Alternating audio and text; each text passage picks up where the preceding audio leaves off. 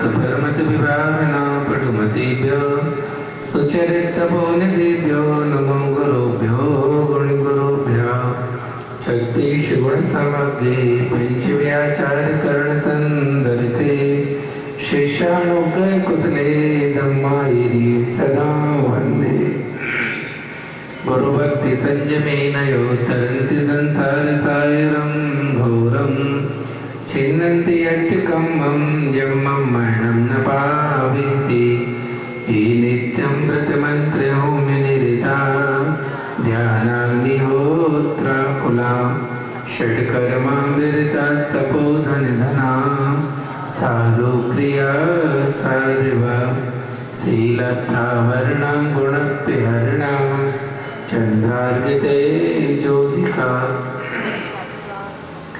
मोक्षद्वार कपाट पाठ नवटा प्रीडन्तु मां सदेवा गुरु अर्पन्तनो नित्यं ज्ञान दर्शन नायिका चारित्रार्णव गंभीरा मोक्ष मार्गोपदेश का इच्छा विवंती आरोहती गाओ सगो को तसालोचियो सम्मिलान संदर्शन समचरितारणं पंचव्याचारणं आयरियाणं आयरादि सुदनाणोपदेश्याणं उज्जयाणं तीरेण गुणपाठनयाणं सभ्यसाहुडं स्याणिच्छकालमञ्चिमि पूजिमि वन्दामि नमंसामि दुःखको कम्मको भोयिलाओ सुगैगमनं समाहिमरणं जिनुर संपत्ति हो मज्जम्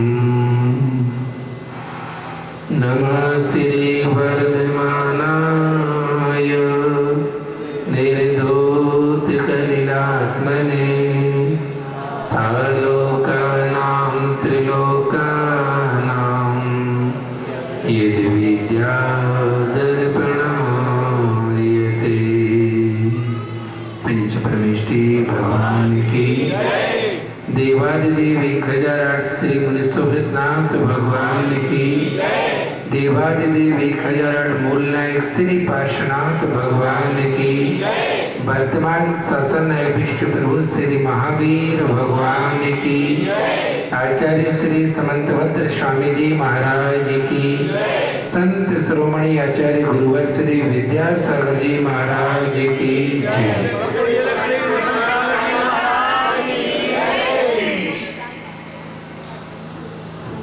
कल अपन ने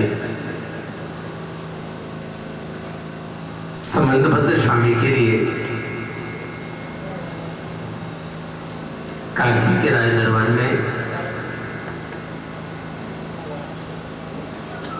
भगवान की भक्ति का प्रभाव, महिमा, उसका महत्व और उसका प्रतिफल, भक्ति कैसे की जाती है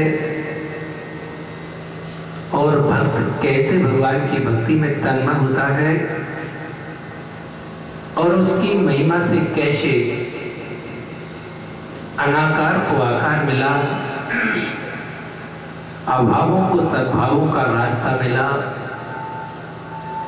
मिथ्या श्रद्धा को सच्ची श्रद्धा का स्थान मिला और चारों तरफ किस प्रकार से भगवान महावीर के शासन की धर्म ध्वजा विश्वास और आस्था के बल पर दिग्दिगांत में लहराने लगी। सभी का हृदय किस प्रकार से हिरोले ले रहा था, लेकिन उन सभी के बीच में तटस्थ आत्मस्थ भक्ति में ली आचार्य संतभद्र स्वामी। न मन में कोई चाहत है, न मन में कोई किसी के प्रति बैर है, न विरोध है, न राग है, न द्वेष है, केवल भगवान की भक्ति, भगवान से राग है। ऐसी परम वितरागता की उपासना करने वाले हमारे परम आराध्य समंतभद्र स्वामी जी, जिन्होंने इस कलिकाल काल में, पंचम काल में, पाप के काल में परमात्मा की महिमा का अच्छी तरह से विस्तार करते हुए प्रत्येक संगी पंचेंद्रीय समझदार विवेकी बुद्धिमान के लिए भगवान की भक्ति का मार्ग प्रशस्त किया। मार्ग नया नहीं था, मार्ग पुराना है, किंतु चलने वाले नए हुए। और जो प्रति क्षण विशुद्धि बढ़ाता हुआ नएपन का अनुभव करता है, उससे भक्ति हर समय नया रूप, नया अनुभव देती है। परमात्मा की भक्ति के क्षणों में तल्लीन आचार्य संबद्ध स्वामी जी अपनी आत्मा के अंदर उस भक्ति की, उस अखंडता का प्रवाह का अनुभव करते हैं।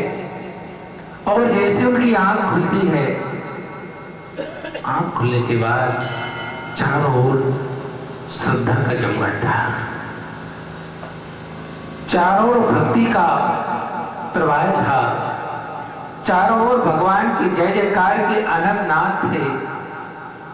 चारों ओर केवल एक ही चीज सबके कानों में, आंखों में दिख रही थी कि आज वास्तव में समंतबद्ध ने हम सबकी अभद्रता, मिथ्यात्व को दूर करते हुए सत्य धर्म का परिचय कराया है और सत्यता का प्रतीक बन चुके ऐसे भीतरंग निरंतर परमात्मा की प्रतिबिंब जो हम सभी की आंखों के सामने स्थापित है, उनको देखकर उनकी परमात्मा का वह प्रेम, वह समर्पण, वह आस्था जो चारों ओर से सबके लिए अपने अंदर समाहित कर रही है। राजा सेवारे अपने स्थान से उठते हैं और समंतभद्र के पास आते हैं। बहुत उत्साह है, पैरों में बहुत गति है, मन में उमंग है और सत्य के दर्शन करके आज मन सत्य के रूप में समर्पित होने के लिए लालायित है।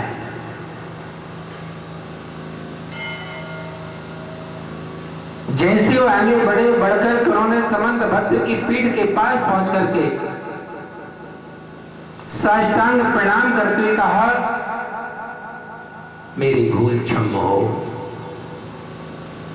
मैंने जो आपसे अपराध कराने का परिणाम किया, आपको आदेश देकर के आपके अंदर की आत्मा के लिए मैंने पीड़ा पहुंचाई और तुम्हारी भक्ति को हमने बाचाल करने के लिए जो प्रेरणा देकर के, निमित्त बन करके अपने अंदर के मिथ्यात्व को धोने का काम आज कर लिया है। तुम वास्तव में भक्त हो, भगवान तुम्हारा है। बंधु ध्यान रखे रहना, भक्त का ही भगवान होता है। जो भक्ति नहीं करते हैं, पूजन नहीं करते हैं और भक्ति पूजन करते हुए भगवान की आराधना में अपने आप को नहीं डुबाते हैं, वह ना तो भगवान बन पाते हैं, ना भगवान उसके हो पाते हैं। भक्ति डूबने का नाम है। जितना तुम अपने आप में डूब सको, तुम अपने आप में जितना डूब करके अपने आप को पा सको, भक्ति की उतनी ही महिमा अपने आप विस्तारित होती चली जाती है। हम भक्ति में डूबना नहीं सीखे हैं, हम तो केवल भक्ति की चर्चा करके केवल भगवान को पाना चाहते हैं। आसान नहीं है बंधु, भगवान बनना बिल्कुल इतना आसान नहीं जितना हमने समझ रखा है, क्योंकि भगवान भक्ति से बनते हैं। भगवान के गुणों के अनुराग से बनते हैं। भगवान उस भीतर मुद्रा को धारण करने से बनते हैं और भगवान कर्मों को छल करके बनते हैं। आवश्यकता है कि अपने भीतर के भगवान को जागृत करने के लिए बाहर बैठे विराजमान भगवान को अपने हृदय की वीधि पर विराजमान करें। आज तक किसी के हृदय में यदि भगवान विराजमान हुए हो,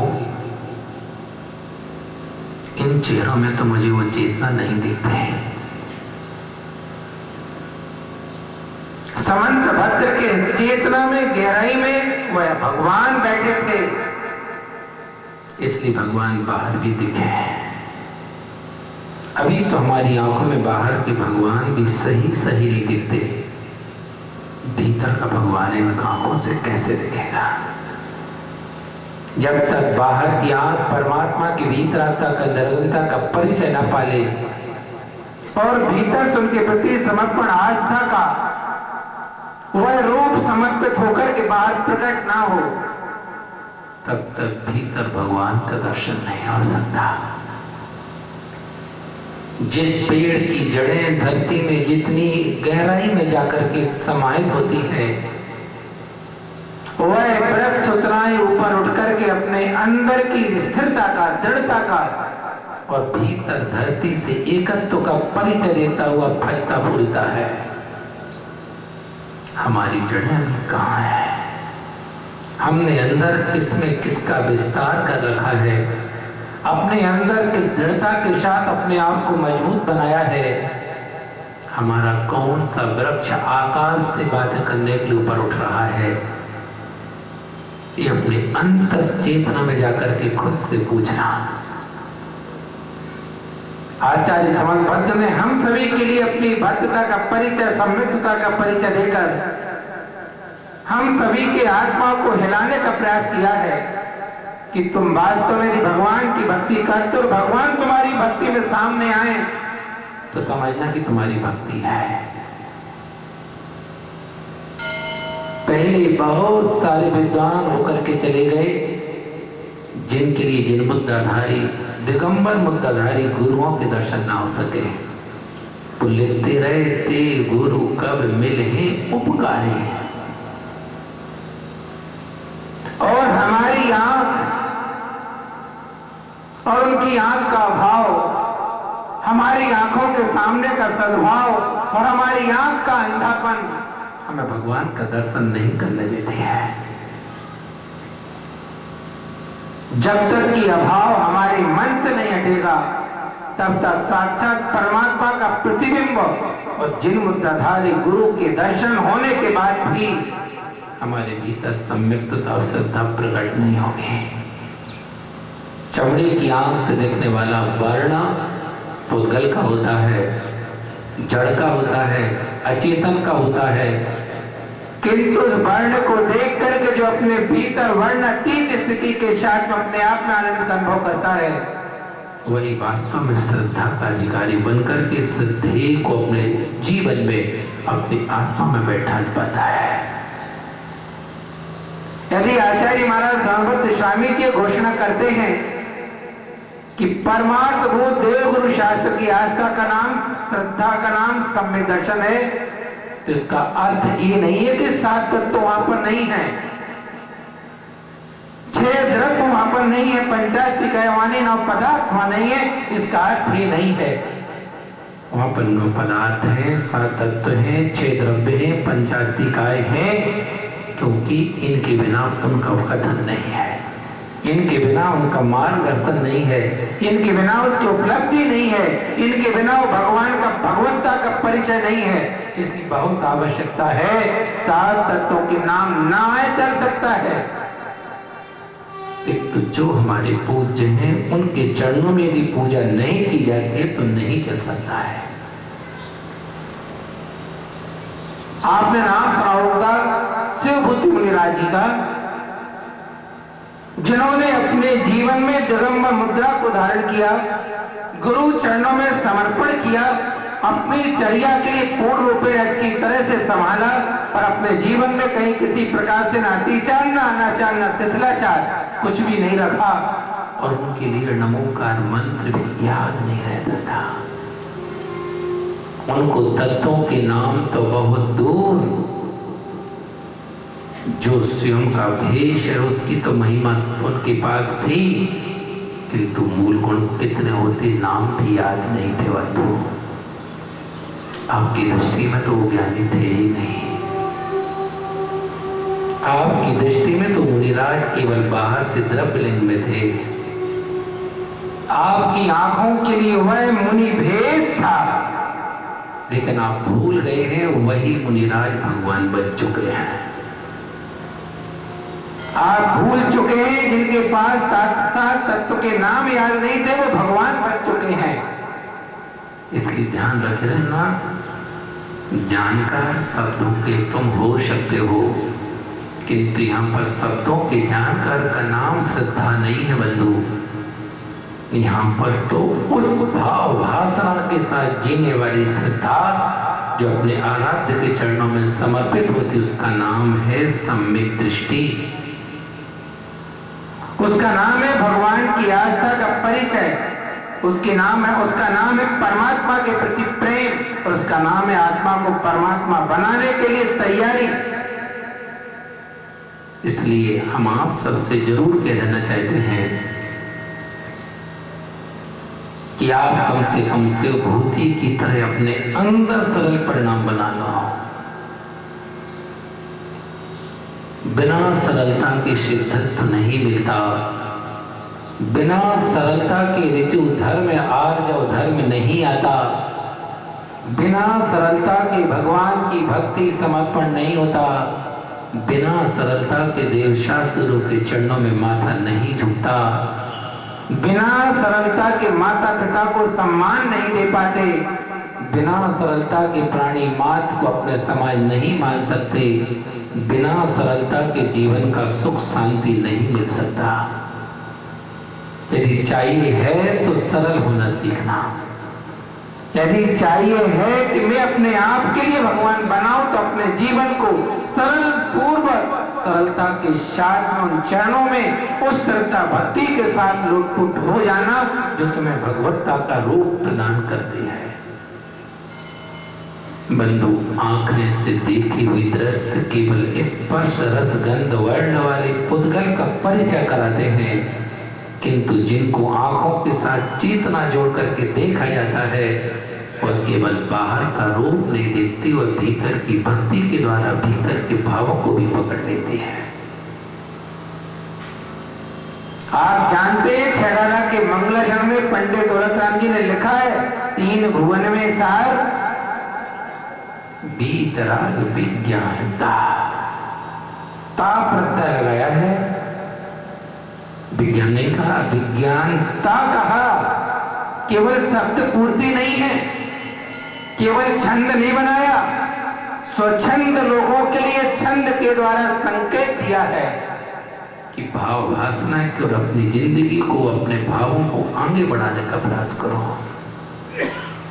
आचार्य श्री सोनभद्र स्वामी की उस बीतराग में वर्णन की स्तुति के लिए और बीतरागी भगवान की भक्ति को देख करके राजा शिवार्य अपने आप को वहां से उठा करके ले आओ, साष्टांग नमस्कार करते हैं। ना तो वह बीतरागी संत थे उस समय,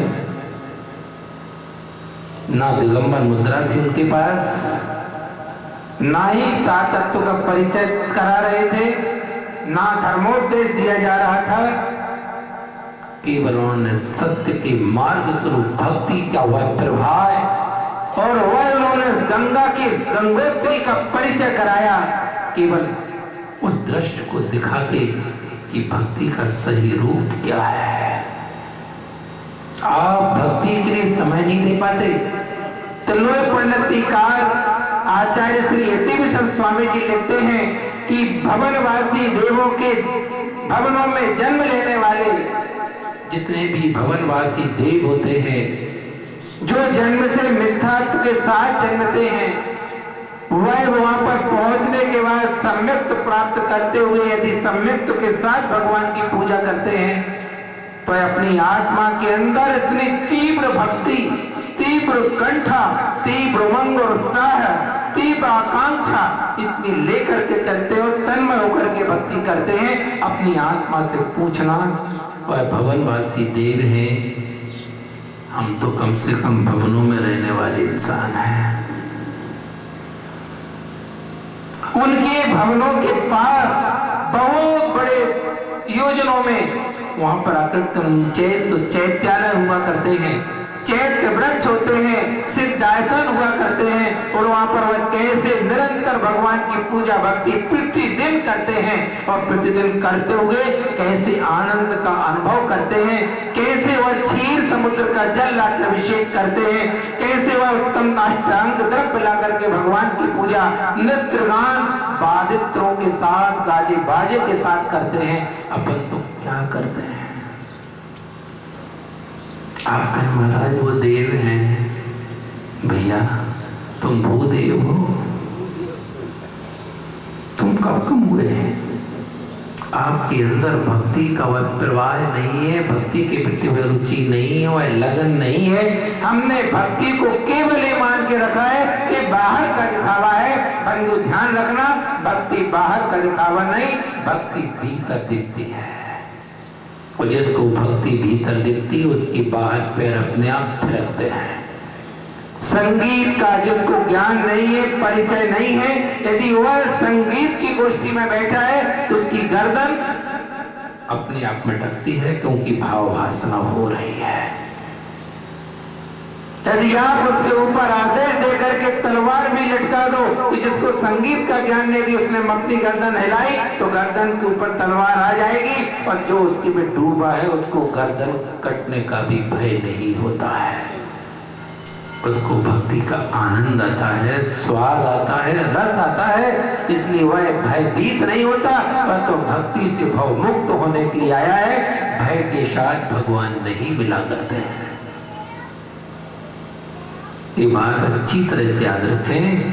कैसे वह द्रव्य घरों से लेकर के देव आते हैं, अपने अपने स्थानों से लेकर के आते हैं। अपन तो चले आते हैं मंदिर के चावल भगवान को ही चढ़ा देते हैं।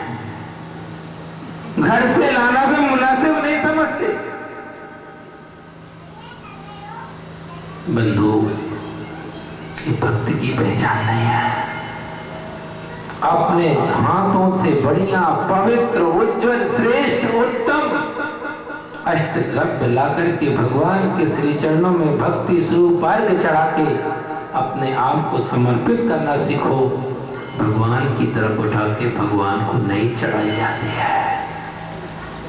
आपने दान दिया होगा, मंदिर की व्यवस्था बन रही होगी, निर्माल की कोठी में चला गया जो आप दे चुके हैं, आप तो रोज अपना खाते हो, तो रोज भगवान को अपने खाते में से ले गया हो। पूजा की द्रव्य अलग नहीं होती, भोजन की भोजन के चावल अलग नहीं होते, दोनों उससे बढ़ के होते हैं। तब भगवान की भक्ति का परिचय मिलता है। लोग कहते इसको चढ़ाने से होना क्या है, ये तो मालिक को मिल जाना है। मैं आपसे पूछता हूँ विदिशा वालों से कि तुम मालिक को चढ़ाते हो कि भगवान को चढ़ाते हो? यदि मालिक को चढ़ाते हो तो मालिक को मिलेंगे, और भगवान को चढ़ाते हो तो तुम्हें मिलेंगे, भगवान को नहीं मिलेंगे, क्योंकि भगवान को उसकी आवश्यकता नहीं है। किंतु तुमने जिन भावों से चढ़ाया है उन भावों का प्रतिफल तुम्हें अवश्य मिलेगा, वो कहीं जाने वाला नहीं है। इसलिए अपने अंदर के भावों की भक्ति को समर्पित करते हुए अपनी द्रव्य, अपना धन प्रतिदिन परमात्मा के श्री चरणों में जो वस्तु सर्वश्रेष्ठ सुंदर होती है वो भगवान के चरणों में चढ़ाई जाती है। ऐसे वैसी वस्तु ला करके भगवान को नहीं चढ़ाते। आप पूजा पढ़ते हैं और पूजा पढ़ते हुए आप अच्छी तरह से जानते हैं पीठका में द्रव्यस्य शुद्ध मधिगम यथानुरूपम भावस्य शुद्धि मधिगंतु कामा आलम्बना निधि विधान बलम बलगम भूतार्थ यज्ञ पुरुषस्य करोमि यज्ञ। मैं यज्ञ करने जा रहा हूं उस भूतार्थ स्वरूप परमात्मा के गुणों को अपने जीवन में अवतरित कराने के लिए। जिन्होंने अपने जीवन अनंत गुणों को पा लिया है, भगवान आपके चरणों में आपकी पूजा रूप यज्ञ करने के लिए, समर्पित होने के लिए, सब कुछ चढ़ाने के लिए मैं आया हूं। इसलिए द्रव्य की जैसी स्थिति होगी भावों की शुद्धि का परिचय वैसा मिलता है। आप मत सोचना कि द्रव्य कौन भगवान लेते हैं, भगवान नहीं लेते, किंतु भीतर का भगवान भावों को तो जानता है ना। वह तो पढ़ता है, वह तो पहचानता है कि हम किन भावों से आए थे। इसी श्रावकाचार्य के अंदर आचार्य सरस्वती स्वामी जी पूजा की महिमा दिखाने के लिए श्रावक का वर्णन नहीं किया। उन्होंने श्रावक को उदाहरण नहीं दिया। किसका दिया? भेका प्रमोद मत्तः कुसुमे नैकेन राजगृहे, उस मेंढक को उदाहरण दिया है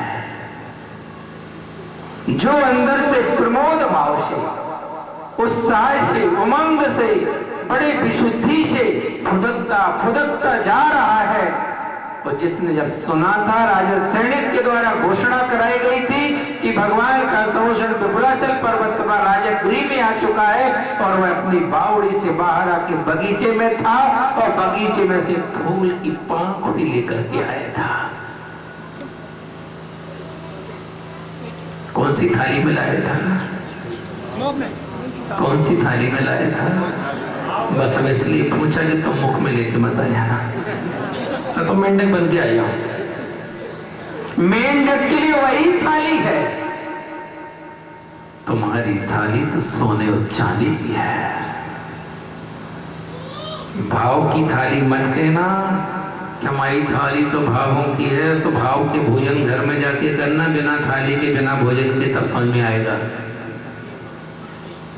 पूजा भावों से की जाती है, किंतु बिना द्रव्य के श्रावक की पूजा पूजा नहीं कहलाती है। जो केवल भाव पूजा करते हैं उनको मेंढक से शिक्षा लेना चाहिए कि मेंढक भी जाकर के कह सकता था, भगवान मैं तो ऐसा पात्र इस पर्याय में हूं, मेरे पास क्या है, मैं क्या ला सकता था। इसलिए भगवान में तो भावों की थाल सजा करके, फूल भावों की पूजा की द्रव्य सजा के भगवान में भाव आपको समर्पित करता हूं। तुम्हें जैसे हमारे भाव अच्छे लगे वैसी पूजा बनवा लेना। मेंढक से हमारे आचार्य महाराज इन मानवों के मन को समझा रहे कि देख मेंढक कितना धन्यवाद का पात्र है, मेंढक कितना श्रेष्ठ है कि उसके कान में भी आवाज आई कि भगवान आए हैं, वह वहां से निकल के आ गया। और हम कान वाले नहीं, दो कान वाले हैं। कान में आवाज आ जाए लेकिन मन में आवाज नहीं पहुंच पाती है। कान से अनसुना करके मन को भी बहरा बना लेते हैं। इसका अर्थ क्या है?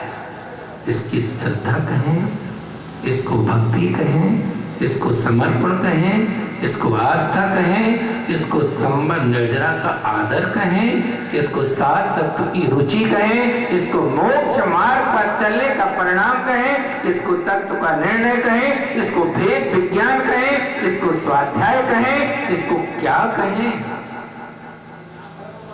आत्म परिणति के बारे में बंधु जरूर जानना, क्योंकि हम जैसा करते हैं भीतर भाव वैसा ही होता, तब बाहर दिखता है।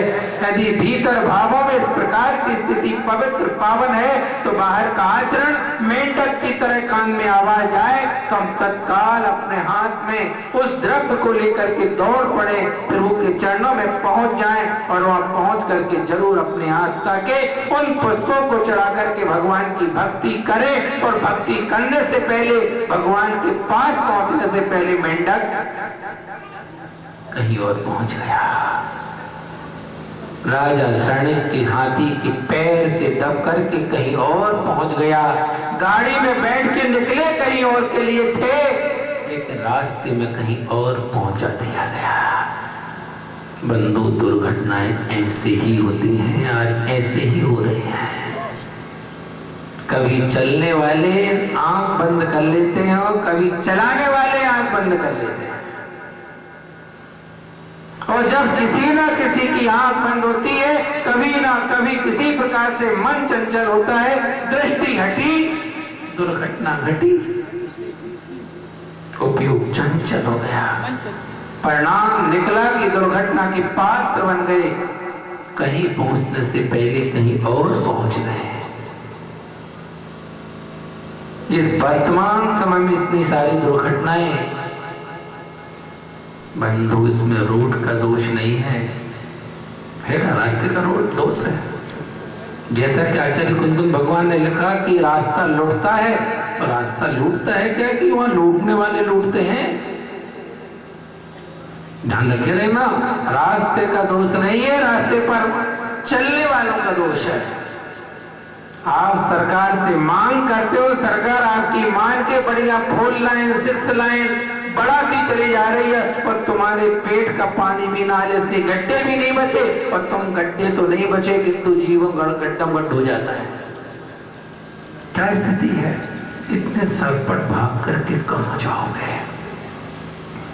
2 मिनट लगेंगे, 5 मिनट ज्यादा लगेंगे, आप सुरक्षित व्यवस्थित अपनी मंजिल तक तो पहुंच जाओगे।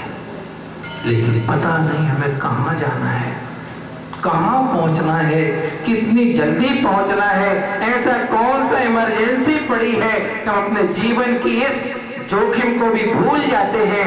बंधु ध्यान रखना, सोना चांदी रुपया पैसा हीरा जवाहरात जोखिम नहीं है, वो तो जाके पुनः पा सकते हो, किंतु सबसे बड़ा जोखिम जीवन है। इससे बड़ा जोखिम कुछ भी नहीं है। यदि एक बार हाथ से निकल गया इसको पाना बड़ा मुश्किल रहेगा। इसलिए जोखिम को संभाल के रखो। इसलिए नहीं संभालना कि विषय भोग के लिए, इसलिए नहीं संभालना कसाय करना है, इसलिए नहीं संभालना कि पैसा कमाना है, इसलिए संभालना कि इससे धर्म ध्यान करके मुझे भगवान बनना है, इसके द्वारा महाव्रतों का पालन करके मुझे अपनी आत्मा की शुद्धि करना है। इसलिए इसको संभाल करके रखिए, इसका सदुपयोग कीजिए। सम्यक श्रद्धा ज्ञान आचरण के श्रद्धा के पात्र बनकर अपने आप की आत्मा की दुर्घटनाओं से, संसार के राग से बचाओ। मेंढक दुर्घटना ग्रसित हो गया, किसी के ध्यान में नहीं आया होगा। जैसा कि आपकी गाड़ी दौड़ती है तो किसी के ध्यान में आता है कि गाड़ी के नीचे कितने कीड़े मकोड़े, मेंढक, सर्प, गिलहरी, बिच्छू, छोटे बड़े और जानवर, और कई बार तो इंसान भी नहीं आ जाते हैं, ध्यान में आता है, कभी विचार आता है। वहां किसी ने ध्यान नहीं दिया और यहाँ कोई ध्यान नहीं देता। दोनों तरफ भागम भाग की स्थिति है। और आज सैनिक जब समुद्र में पहुंचते हैं और उसके पहले वह जो मेंढक अपनी मेंढक की पर्याय का विसर्जन करते हुए उन भावों से मर करके स्वर्ग गया, क्योंकि भगवान की पूजा की भक्ति का भाव लेकर के आया था और भक्ति के भाव ने उसको भगवान के पास बहुत जल्दी भेज दिया। और ऐसा पहुंचा कि राजा सैनिक पूछते हैं, भगवान ये कौन सा देव है जिसके मुकुट में मेंढक का चिन्ह बना है।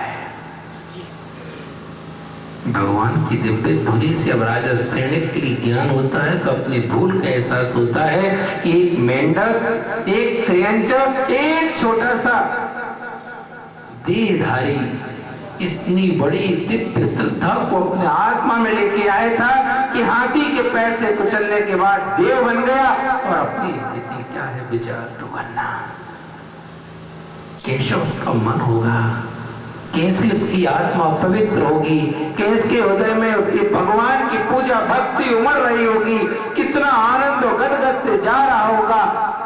तब कहीं आचार्य सर्वभद्र स्वामी के लिए मेंढक मिला। आज के कोई मनुष्य उनको उस समय की पूजा करने वालों की भक्ति ना मिले। ध्यान रखना, आचार्य भगवान हम सभी के परोपकारी हितकारी हैं, इसलिए हम सभी के लिए बार बार वह नाना श्लोक लिख करके जागृत कर रहे हैं कि अपनी आत्मा को सचेत करो, क्योंकि इस उम्र की एक श्वास करके समय जा रहा है। रेड घड़ी चालू है, हर घड़ी खाली हो रही है और पुनः खाली होकर के पता नहीं कहाँ जा रही है, लौटी ना लौटी नहीं पता। कलिकाल कुठार लिए फिरता, तनु नम्र है चोट झिली न झिली, भज ले प्रभु नाम हरि रसना, फिर अंत समय में हिली नहीं। जितनी श्वास है उतनी श्वास में भगवान के नाम का स्मरण कर लेना। एक भी श्वास भगवान के नाम के बिना खाली ना जाए। और जिनकी खाली जा रही है उनकी तो खली खली है, कुछ नहीं है। खली जानते हो ना, जानते हो ना खली माने क्या होता है? जिसमें शुष्कता होती है, नीरसता होती है, जिसमें सार नहीं होता, जिसमें कुछ भी नहीं होता, और वह तुम्हारे खाने योग्य भी है क्या? देख लेना, खाली श्वासें खली शेष रह जाती है। जो भगवान के नाम के बिना खाली श्वासें जा रही है, वो अपने जीवन को खली की तरह निस्सार बनाकर अपने आप के लिए भोग के अनंत दुखों के साथ अगले पर्याय में भी निस्सारता की अनुभूति करने के लिए खर्च कर रहे हैं। आचार्य संबद्ध स्वामी जी जब शिवारी राजा को देखा, पास में साष्टांग देखा। उन्होंने कहा, राजन,